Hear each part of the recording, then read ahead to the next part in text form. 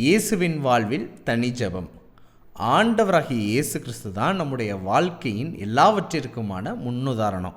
அப்படி இருக்கும்போது நம்முடைய ஜெப வாழ்க்கைக்கும் முன்னுதாரணம் ஆண்டவராகிய இயேசு கிறிஸ்து தான். ஆண்டவராகிய இயேசு கிறிஸ்து தன்னுடைய வாழ்க்கையில் தனி ஜெபம் எப்படியாக செய்தார் என்பதை பற்றி வேதாகமம் கூறுகிறது.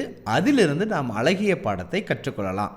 ஆண்டவராகிய இயேசு கிறிஸ்து 2 முக்கிய இடங்களில் தனியே ஜெபித்தார் என்ற வேதாகம பதிவு இருக்கிறது.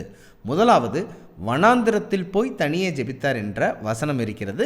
நான் வாசிக்கின்றேன். லூக்கா 5:16 அவரோ வனாந்திரத்தில் தனித்து போய் ஜெபம் பண்ணி கொண்டிருந்தார். இந்த வசனம் வனாந்திரத்தில் ஆண்டவராகிய இயேசு கிறிஸ்து தனியே ஜெபித்தார் என்பதை பார்க்க முடிகின்றது. இரண்டாவதாக, மலைகளின் மேல் இயேசு தனியே ஜெபித்ததாக பதிவு செய்யப்பட்டிருக்கிறது. அதையும் நான் வாசிக்கிறேன். மத்தேயு 14:23 அவர் ஜனங்களை அனுப்பிவிட்ட பின்பு தனித்து ஜெபம் பண்ண ஒரு மலையின் மேல் ஏறி சாயங்காலமான போது அங்கே தனிமையாய் இருந்தார். இந்த வசனத்திலிருந்து ஆண்டவராகிய இயேசு கிறிஸ்து மலையின் மேல் ஏறியும் தனியே ஜெபித்தார் என்பதை பார்க்க முடிகின்றது.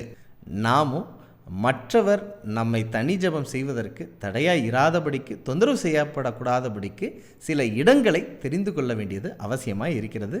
எந்த நேரத்தில் நாம் ஜெபித்தால், எந்த இடத்தில் நாம் ஜெபித்தால் பிறருடைய தொந்தரவு இல்லாமல் தனி ஜெபம் செய்ய முடியுமோ அதையும் நாம் தெரிந்து கொள்ளலாம். இப்படியாக நம் வாழ்க்கையில் பர்சனல் பிளேஸ், தனி இடம், பர்சனல் டைம், தனி நேரம், பர்சனல் ப்ரேயர், தனி ஜெபம் செய்யக்கூடிய நபர்களாக இருப்போம். கர்த்தர் உங்கள் ஜெப வாழ்க்கையை உயர்த்தட்டும். இப்படிப்பட்ட வேதாகம ஆச்சரியங்களை தெரிந்து கொள்ள எங்களுடைய சேனலை சப்ஸ்கிரைப் பண்ணுங்க.